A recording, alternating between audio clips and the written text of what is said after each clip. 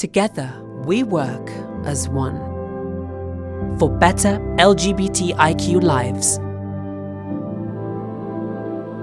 Outright. A Year in Visibility, a look into successes and opportunities for the LGBTIQ movement. We will be having a conversation among colleagues at Outright from different regions, bringing our thoughts, experiences, and expertise to this. What is going to be a kind of a free-flowing conversation among us.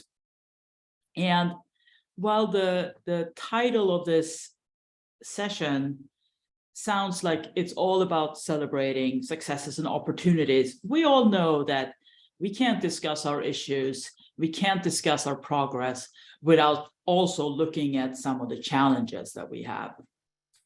I mean, I have to say that sort of year over year, there is this increased visibility of our movement, which I think is, it's incredible, it's important for us. But we are also seeing a backlash and a pushback. And I hear this from colleagues in every region around the world. And so those are some of the things that we want to try to explore a bit today. If you have attended a lot of sessions of OutSummit, we will probably be referring back to some of the things that we have also heard. And I want to start just to kick us off with what I heard from the Argentinian Special Envoy Alba Rueda in her keynote the other day, which I sort of jotted down, that when rights are recognized, the whole society moves forward. And I think that is such a charge to us as part of the LGBTIQ movement. And I find it actually quite inspiring. Like sometimes, I mean, we all know this work is hard, but to sort of have that stated that actually we are not just securing human rights for LGBTIQ people, we are actually improving all of our societies when we push things forward. So that's where I want to kick off. I'm joined here by four colleagues: Yvonne Wamari, who is our Africa Program Officer; Leah Thompson, a Caribbean Advocacy Officer; Alberto de Belaunde, a Program Advisor for Global Advocacy; and Neela Ghoshal, our Senior Director of Law Policy and Research.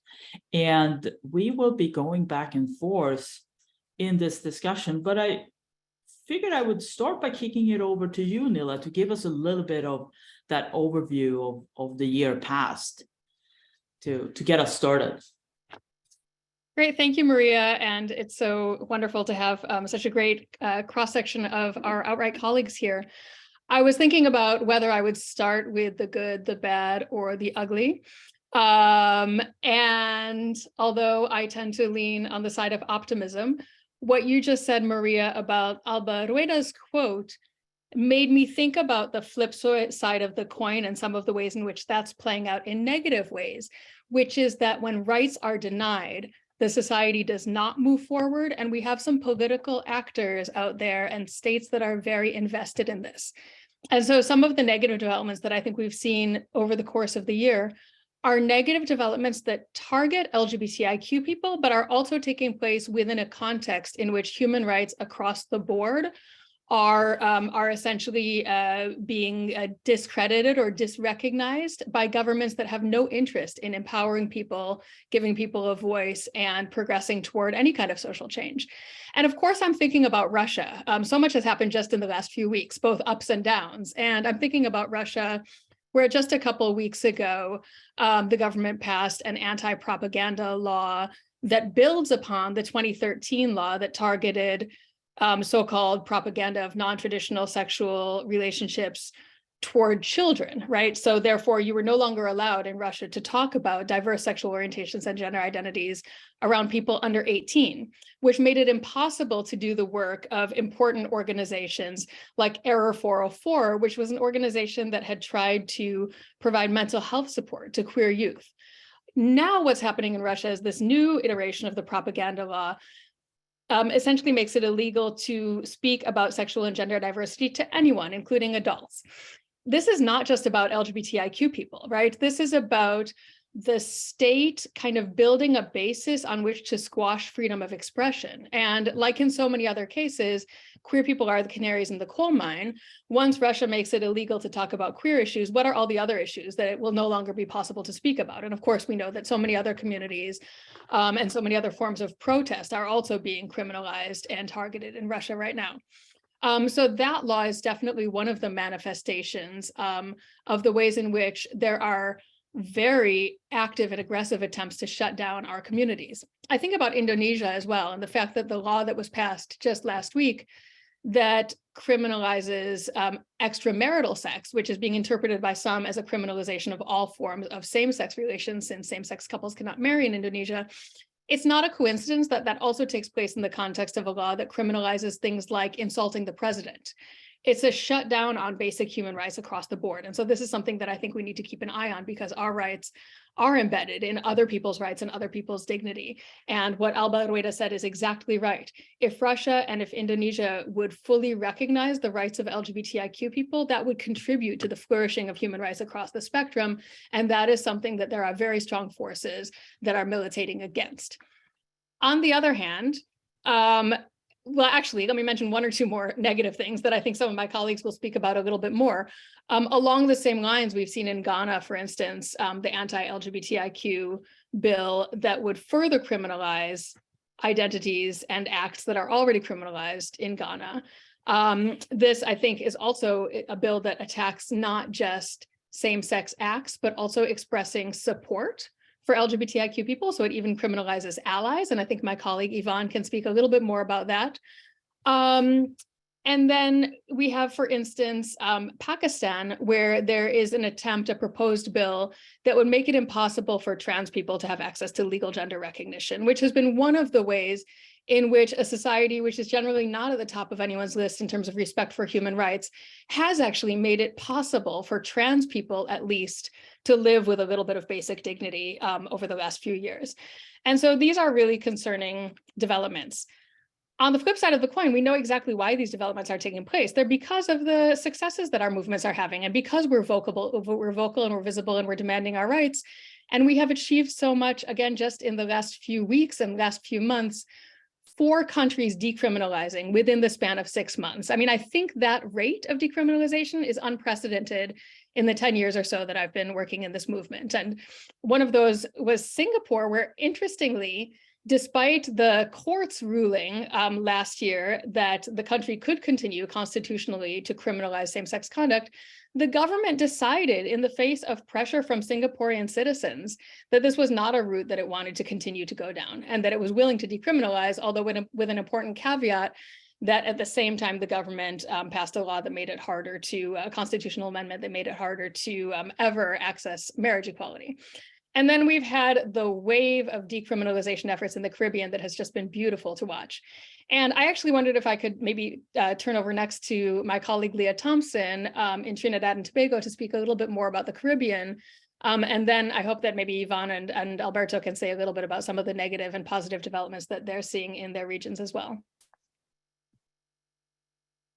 Absolutely. Thank you so much, Neela. I think you talked about sort of the decision that was made in, in the context of all the decriminalization judgments. In some cases, we had states that had to utilize strategic litigation in order to move that fight forward.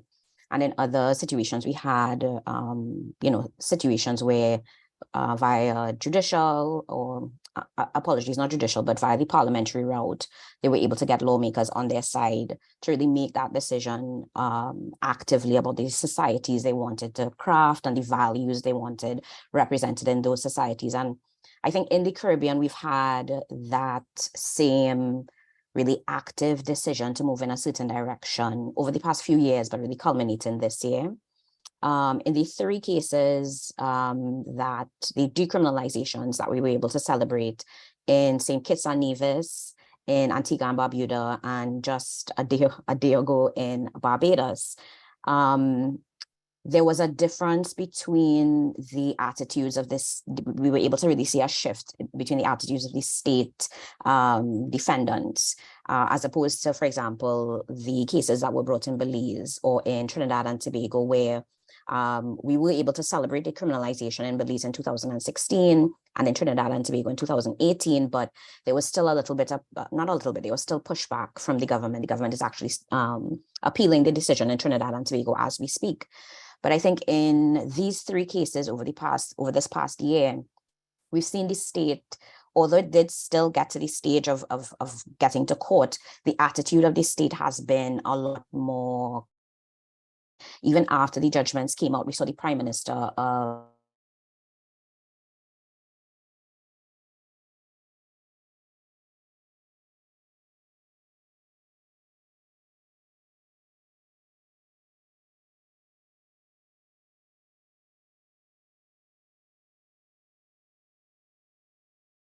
ever. So I think that was a really good indication of the direction that we're going on in the Caribbean. I think there's a way that LGBTIQ rights is often categorized as very Western or anti-African or anti-Caribbean. But these judgments, at least to me, demonstrate that as young democracies, we are rejecting that positioning. You know, we have an understanding of the fact that these buggery laws and gross indecency laws were in fact colonial in origin, whether that be British colonial, French, Portuguese, etc. And that was an attempt by those colonial powers to really impose a morality or a value system in our regions and in the Caribbean. And I think in the past few years, and particularly we're seeing in this past year, civil society, our citizens, and even legislative bodies really saying, no, we want to, in a meaningful way, determine for ourselves what those values look like. It's not being discriminatory towards and against LGBTIQ people. I have lots more to share on this, but I'll pause there.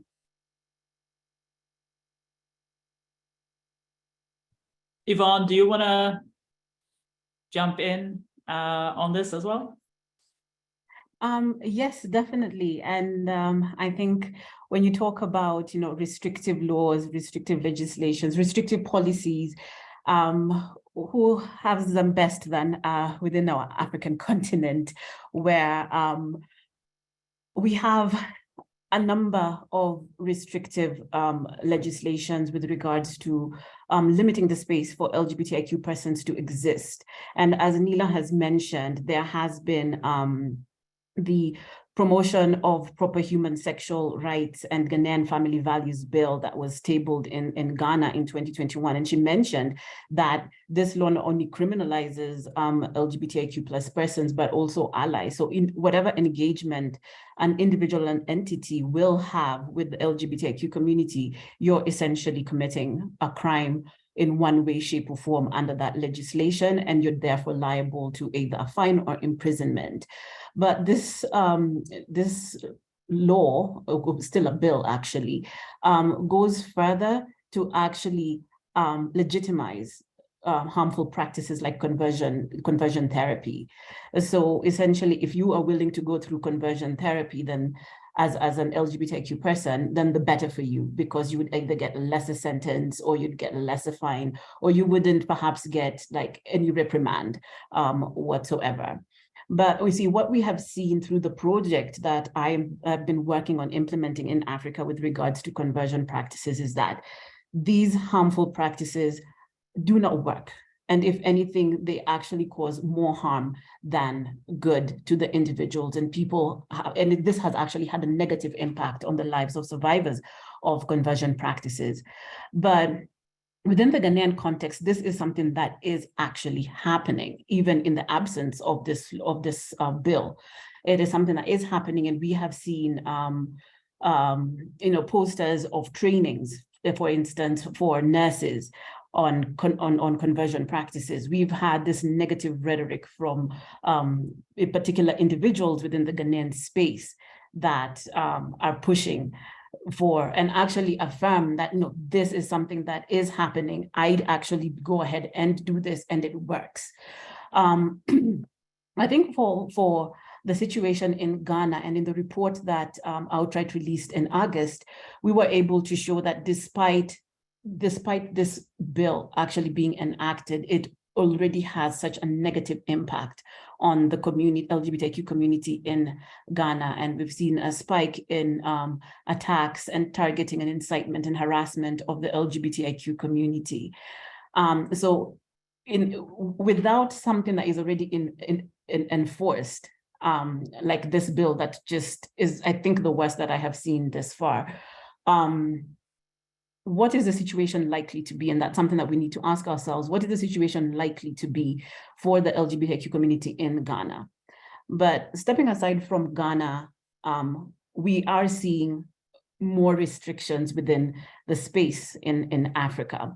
And most of us here have probably heard of the challenges that are ongoing in Uganda right now with the situation with the shutdown of sexual minorities Uganda. And that has actually had a ripple effect on the broader LGBTIQ community within that country.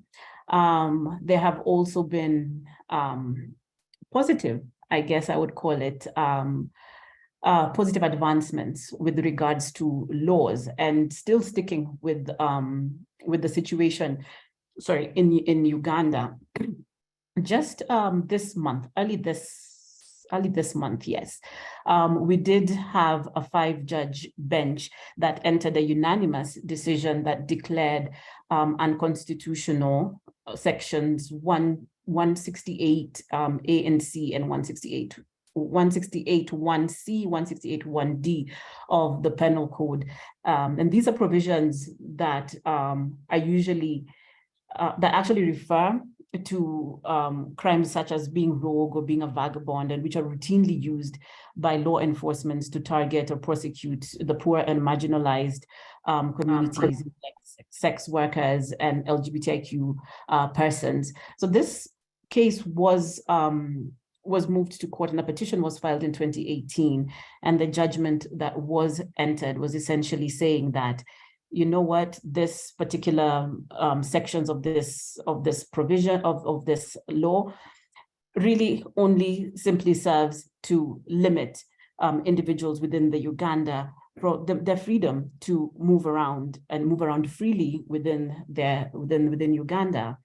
And this really speaks to the call by the African Commission on Human and People's Rights in the principle of decriminalizing these petty offenses, which are essentially used to target, the marginalized communities. So specifically, like this particular sections of the law were criminalizing being a suspected person of reputed or a reputed thief with no visible means of sustenance and not being able to give a good account of oneself. And the other part was criminalizing wandering upon premises or any other road or public place at such a time and such circumstances that such a person is there for an illegal or disorderly purpose. And I really like what the justice entered in his judgment when he said that, you know what, these things that you're talking about here really do not have proper definition within law. So how can you create a law that criminalizes something that we can't even properly define? So maybe I'll stop there for now with regards to legislation at this point. Yeah, I find it really interesting. I feel like for a long time, the whole focus of the global conversation around LGBTIQ rights was centered in the global north, right? And the attitude was like, okay, let's learn from what's happening in the States and in other countries, and let's try to apply it to our own realities. But I think that right now, the trend that I'm seeing in Latin America, but also in Africa and in other places is, hey, we have experience too. Some good, some bad. We have something to share to the world, and you can actually learn from our own experience. This idea of the North showing things to the South and the South learning, I think is completely out of reality right now. We have a lot to show and a lot, and I think that we can help the North with some of the problems. And I'm thinking, for example, this year, the Argentina gender identity law turned 10 years. It's 10 years since it was approved by Congress. And it's really interesting because when you hear the debate that is happening right now in Spain and that it's happening right now in UK, it's like this law doesn't exist. A lot of the concerns, a lot of the criticism that is around the way they're trying to regulate the gender identity laws in these places is like the Argentinians didn't have this for the last 10 years. And they are putting themselves in some situations that have never happened in Argentina. So I think that maybe, and I'm glad that we have this opportunity, maybe we should have a more proactive role talking about these issues and helping the global North with some of the problems they're having right now. And this is not only true for the gender identity law, but for example, all the trends around the anti-gender movement.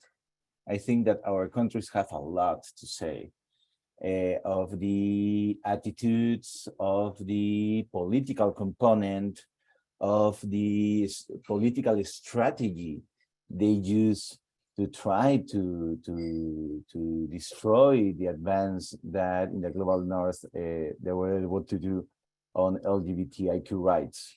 When we see, for example, Russia propaganda, hey, we know about that kind of propaganda for a long time. And we also know how to address it, and we also know how to respond to that.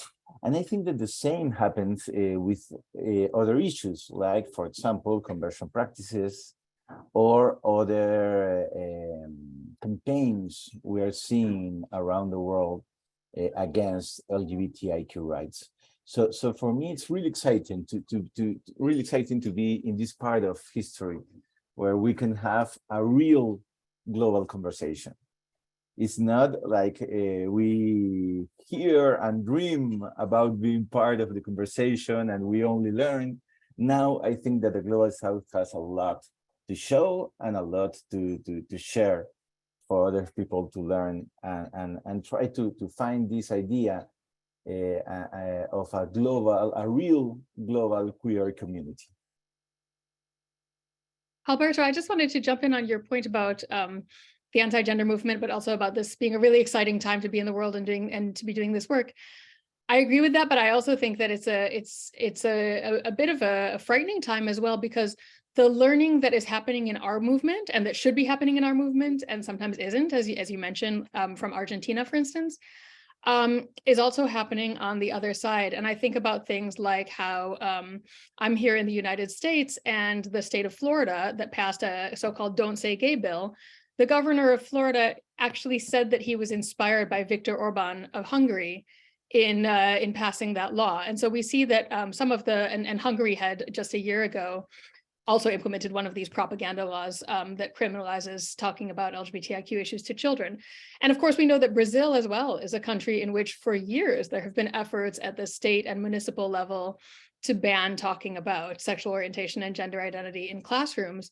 But there's also something to learn there, right? Because the Brazilian Supreme Court has pushed back against all those laws. And so I think we should all be looking at those court rulings as well and thinking, okay, how is it that the Brazilian Supreme Court is holding the ground here, even in the face of literally hundreds of local and municipal laws that are coming forward and trying to prohibit freedom of expression around sexuality and gender. So I think it's really important to keep an eye on the kind of cross-pollination of all the negative forces and think about what we can be doing to counter them.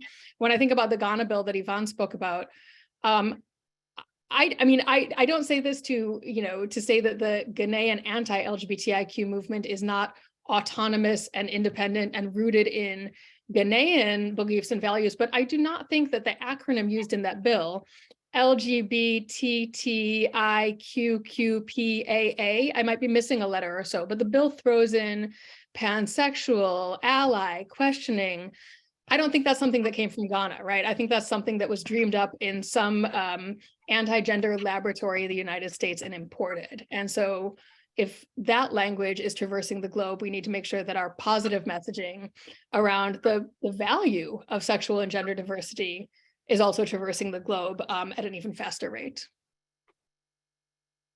I couldn't agree more. I mean, at Outside headquarters last week, we held our advocacy week that brought together advocates from over 15 countries. We did a lot of meeting with governments and UN agencies. And so it was a particular opportunity to just be in community with advocates with such rich experiences and sort of really getting into these exchanges about what is happening around the, in every place and how are we countering it. And I think that the perseverance and the passion and the drive that activists, that all of us as activists have, that is one of our biggest assets, because we know that the opposition is, they're always going to have more money.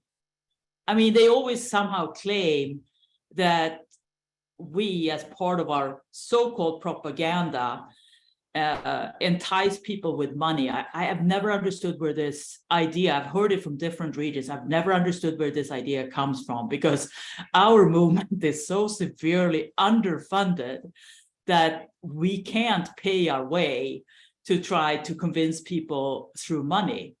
But I think, I mean, I've no doubt in the end, we will be successful by all the work, all the hard work that goes in and all the passion that drives all of us as activists. And the fact that we are now, Neela, you have sort of pointed out that we can't talk about one global movement because there isn't just one, but as global movements pushing this forward, we are truly much more global now than ever before in history. Like, we have access to this information and we have activism happening in almost every single country. And we have opportunities to connect, not perfectly, not with all the resources that we could dream up, but we have so many more connections now than ever before throughout history. And I think that we will be able to use that to propel us forward. Before I want to make sure that we will come back to sort of the more positive things. I want to talk a little bit more about this anti-gender movement, because I think it's something that if you haven't heard about it, you will hear about it, because they are also, unfortunately, very global. So, I mean, Yvonne, I know they have created much more of a presence in Kenya, for example. Can you speak a little bit to sort of what you see in your region of the world? Yeah, thank you so much, Maria. So this anti-gender movement, and we just refer to them as the opposition. So if you hear me saying the opposition, that's who I'm referring to. So within East Africa, they do have a very strong hold within East Africa. And the narrative that they are using within this space is, the need for the protection of the family unit. So anything that pushes back on this is deemed a threat to that position. So be it consensual same-sex relations, abortion, contraceptives, like all that is very anti the stance that they take. And we have consistently seen them being very intentional about how they are operating. And I think the best example I could give for how they are manifesting within East Africa is the situation in Uganda right now. This has been going on for quite a long time, but the most recent evidence that we have of how these opposition are mobilizing is with, first of all, what started as the closure of Sexual Minorities Uganda. And that ultimately had a ripple effect, as I mentioned, down to the broader LGBTIQ movement and community on the ground. So with the smug situation, they have been alleged to be recruiting young children into homosexuality. There's an individual who's the poster child for this said recruitment, an ex-gay person.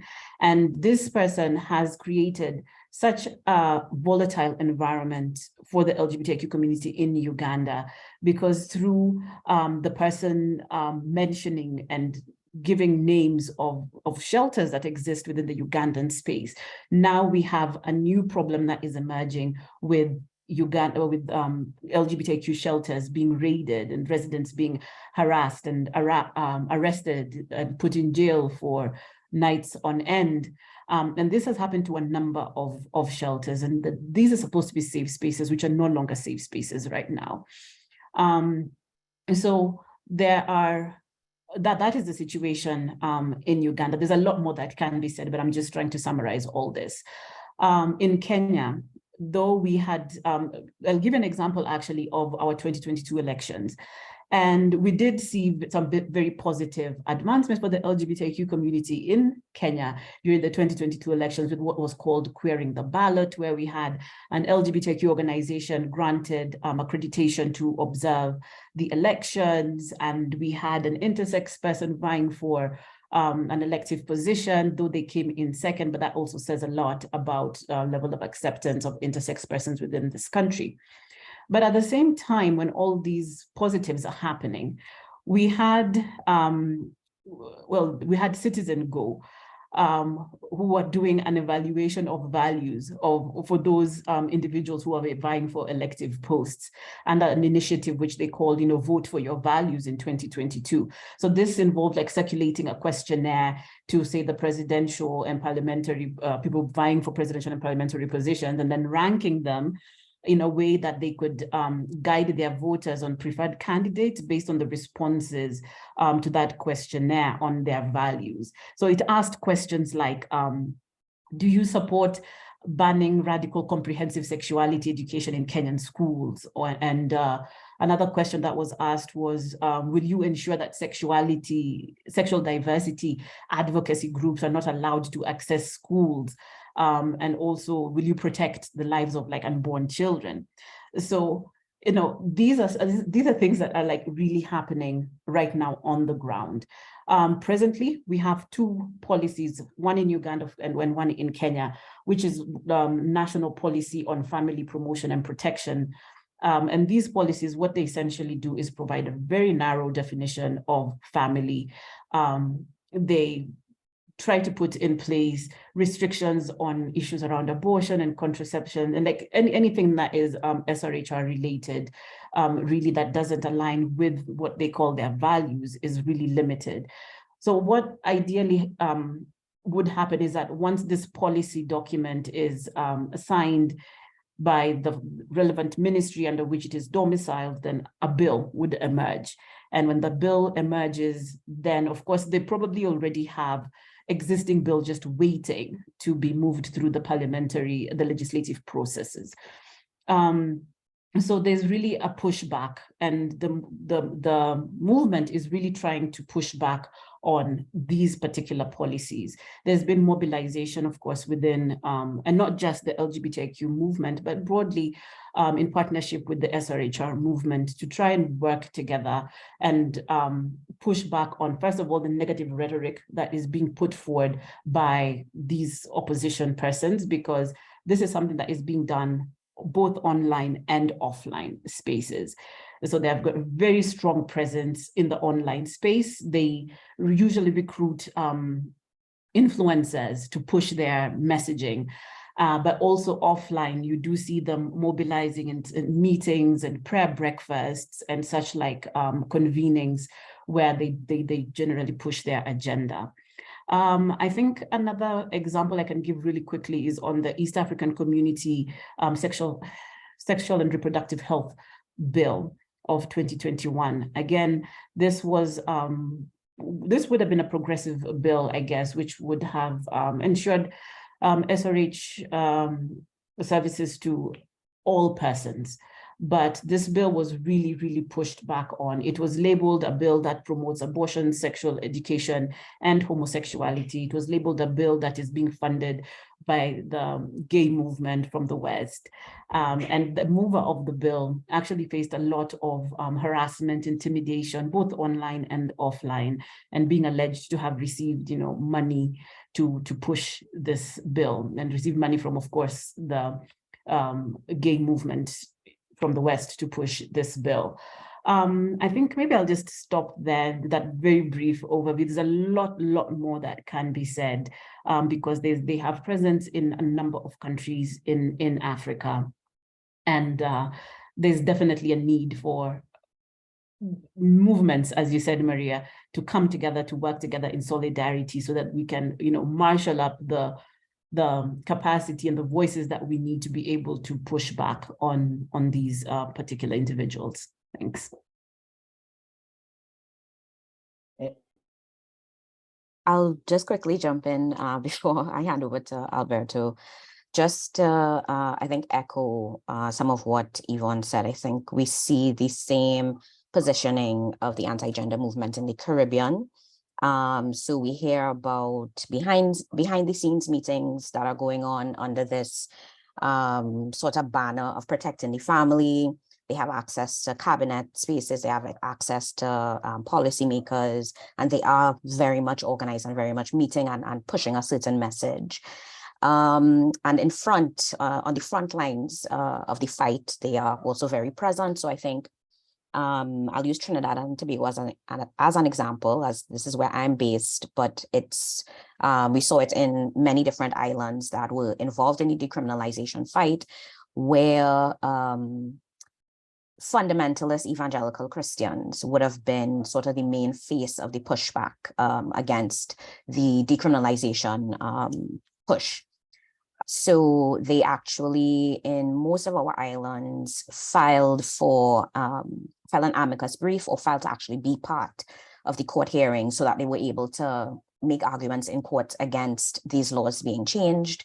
Many of the arguments that were put forward were strange, to say the least, but very much based in this idea of the inherent danger of LGBTIQ inclusion in society and the way it's going to, basically cause a crumbling of all that we hold dear if LGBTIQ people are to get rights.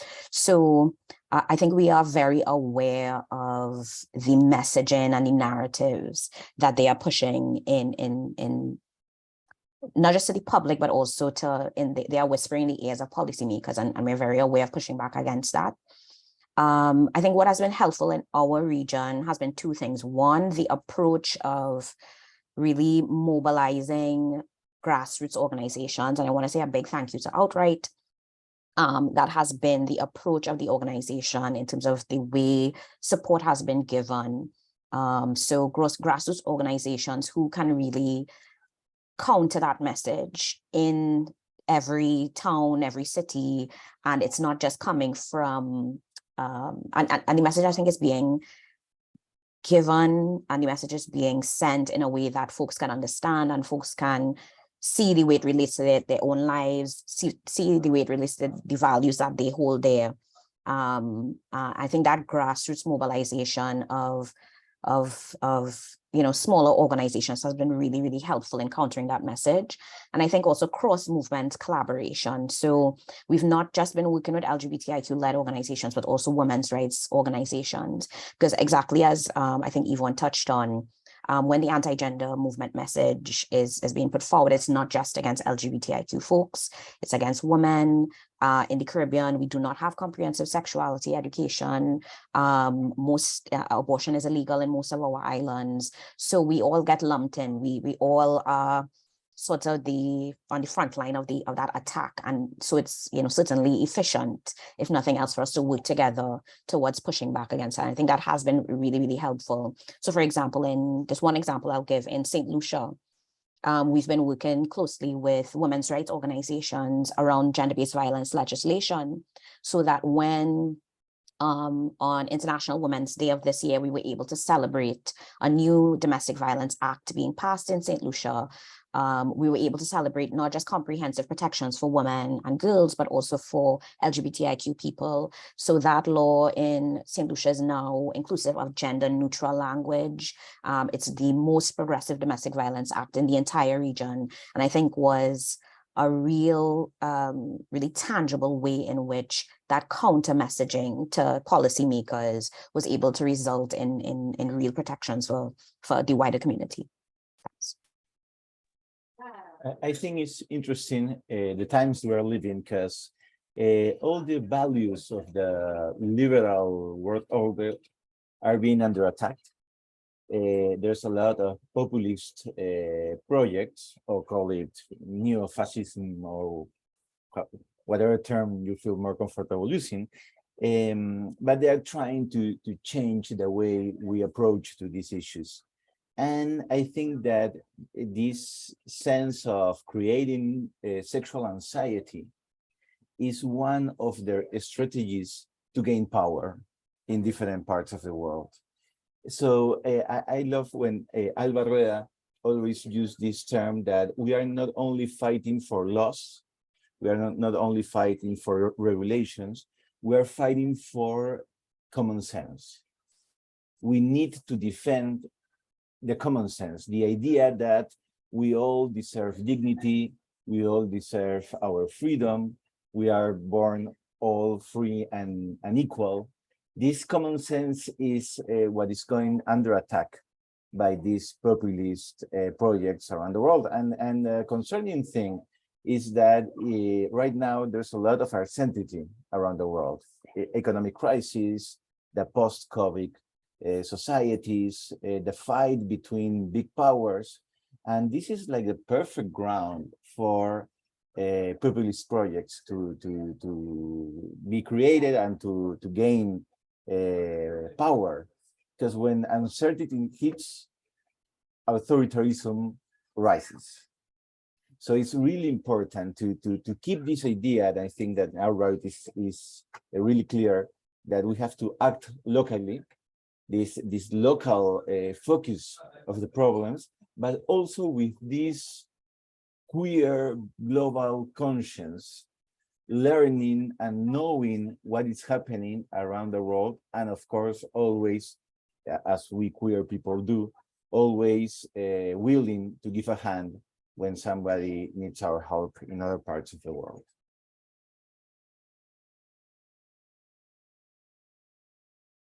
I mean, following on what you just said, Alberto, I mean, I think that for many years, I've heard this discussion of like, do we need to change the laws first, or do we have to bring society along first? And I think that what this discussion sort of shows is like, you can't do one without the other.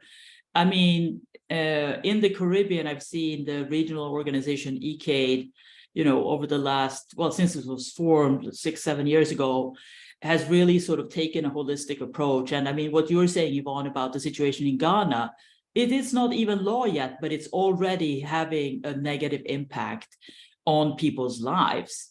So I think that we have to use all the tools in the toolbox. And this is where I want to bring in another aspect that I think we've seen a little bit at Outright. We sort of saw it at the beginning of the pandemic, like the importance of highlighting the humanitarian sector and its impact. And of course, in this past year, we've seen Russia launch its war on Ukraine, and how that is another sector that no one had paid that much attention to before.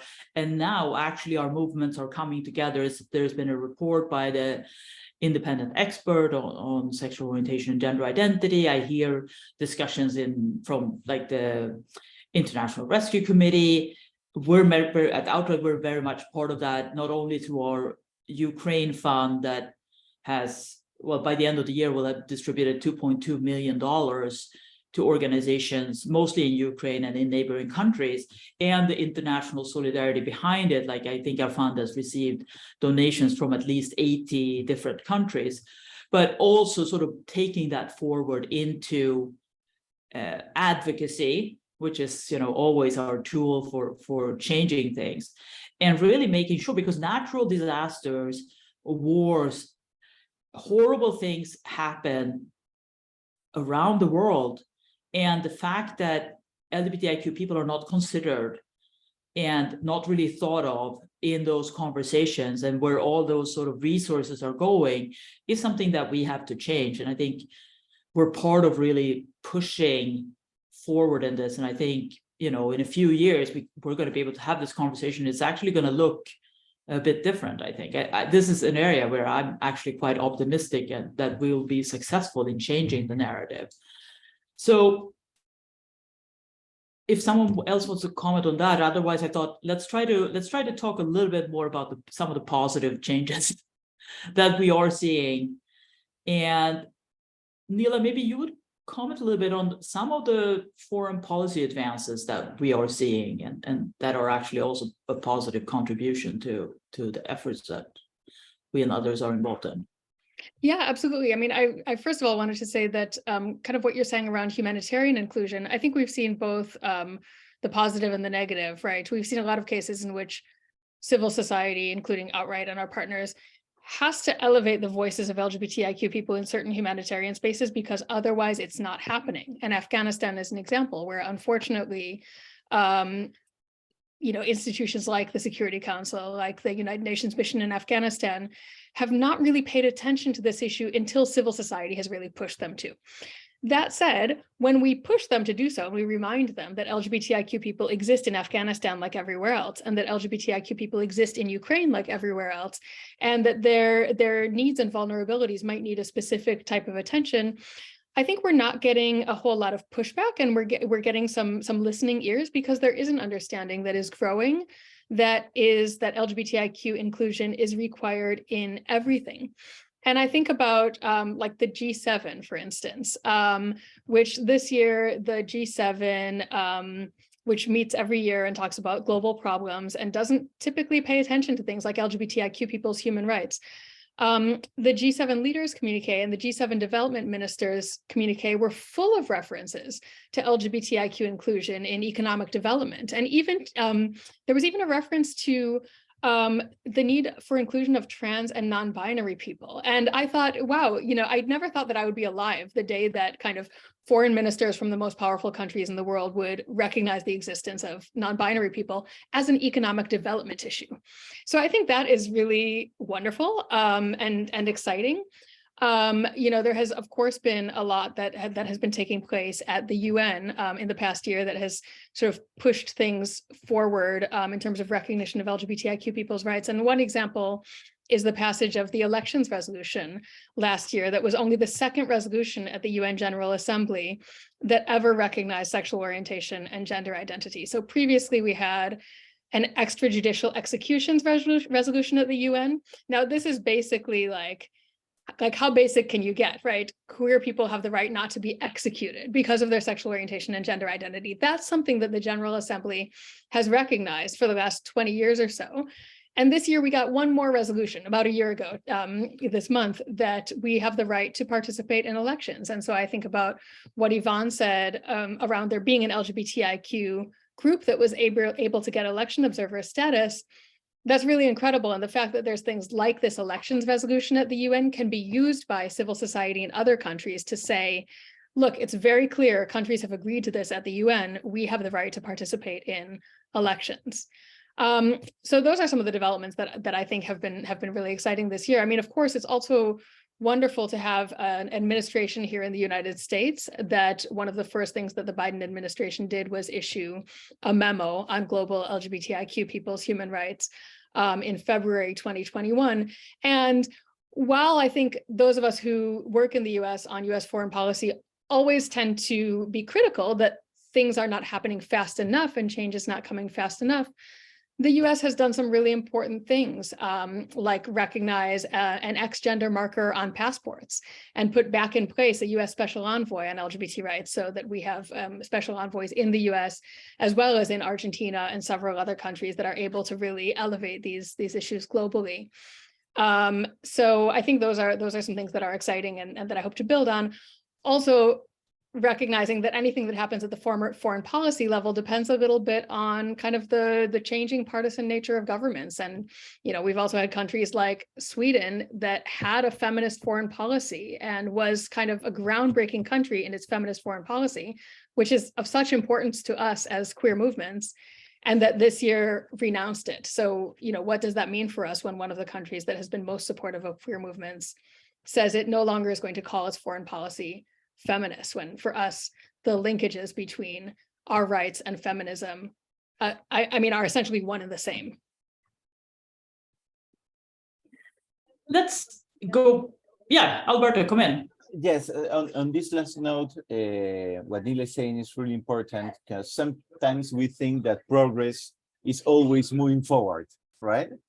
And once you got progress, when you have this beautiful foreign affairs policy, or once you get marriage equality, or once you get some LGBTQ people in office, then that's it. You can only keep moving forward. And what we're looking at around the world is that that's not the case. That progress sometimes means stop for a while, go back. And in a lot of cases, the progress being made is being jeopardized by a lot of different forces and trends. So it's really important to understand that I don't think there's gonna be a day that we can say, this is it. This is where activists can stop and get some rest. I think that the activism in human rights as a whole, but specifically in LGBTQ rights, implies to always keep fighting to move forward and to defend the ground we have already moved in. Couldn't agree more, Alberto. I think that all my optimism and all my hope for the future always stems from that, from the activism. Yvonne and Leah, do you want to come in a little bit on this? What do you see in terms of flourishing activism in the regions where you do most of your work? I think you mentioned EK, the Eastern Caribbean Alliance for Diversity and Equality. I also want to mention another organization from St. Lucia, Raise Your Voice St. Lucia, that we've been working with there. The activist civil society in our region, even in the midst of, no government subvention, sometimes not much support, shrinking resources, have been able to do so much. They've been able to, I think, play the role sometimes that we would expect a ministry or, the state would play in terms of advancing civil protections. I think particularly the role that they played in bringing strategic litigation, all of those cases were driven by civil society actors. Reminds me of some sentiments that would have been expressed by the former Deputy Chief Justice of South Africa, Justice Moseneke, when he talked about, particularly in post-colonial context, us using the Constitution as a transformative tool, as something that's capable of dismantling our horrific past and birthing new and just societies, as a tool to reverse our inherited frameworks of exclusion and inequality. And as powerful and lovely as those words are, that tool has to be wielded by someone, really brave enough to take up that mantle. And civil society activists in the Caribbean have been doing that, and it's been amazing to see.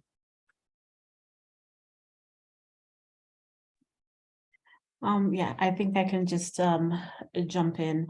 I think it's so hard sometimes to speak about positives because a lot of what we see are the negatives, and a lot of the things that we try to push back against are really the negatives. But I think the one thing that would give a bit of hope to the LGBTIQ movement is some of the progress that we have seen with strategic litigation, as Leah, you've mentioned.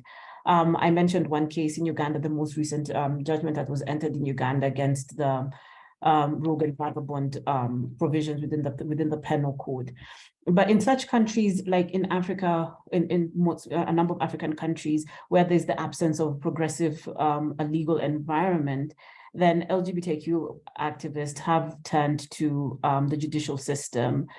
I don't know if we would say that there's an increased confidence in the judiciary, or that is just a space that we can occupy and we can try to leverage through strategic litigation to adjudicate on issues around constitutionality of, say, existing legislations, or maybe to challenge acts by state and non-state actors.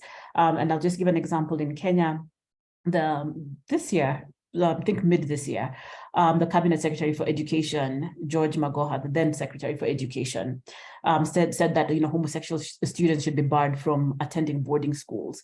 And as a result of his statements, and a case was filed as a direct consequence, of course, to his discriminatory remarks that he made, and the case was filed. And our National Human Rights Institution was a part of this, and some LGBTQ organizations were also a part of this, essentially so that we could try to safeguard and protect the rights to education, equality, non-discrimination of learners who are perceived to be LGBTIQ persons. So we're using the court system, we're using the judicial system a little bit more.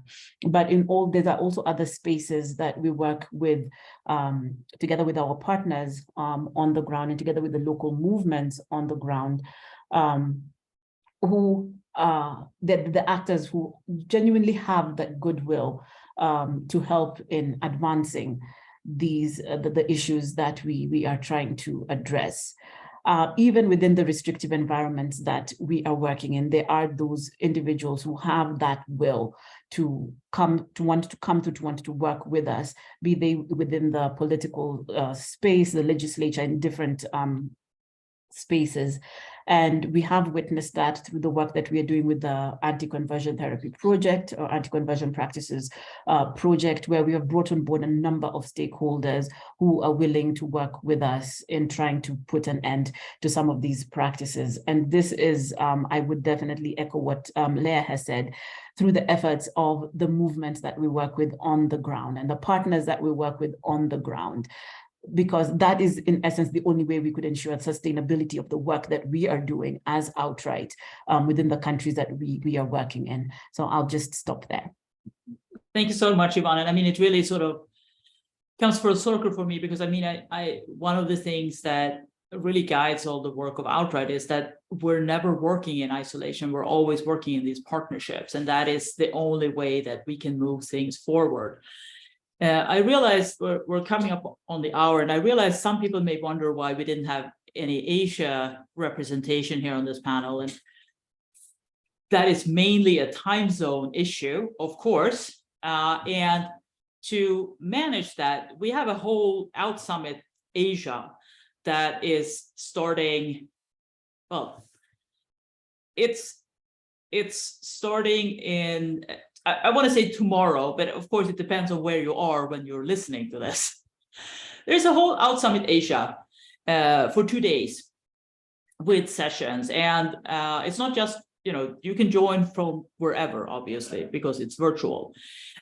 We also had an amazing keynote this morning from our new regional director for our Asia program, Jennifer Liu, and you can watch that and everything else on our YouTube channel afterwards. So there are lots of opportunities to engage and continue to learn from all the amazing content of OutSummit. And now I just really want to say a big thank you to my colleagues. It's not only wonderful to work with you, it's also wonderful to have had the chance over the last hour to have this conversation with you. And thank you so much for your insights and your thoughts and all your different perspectives.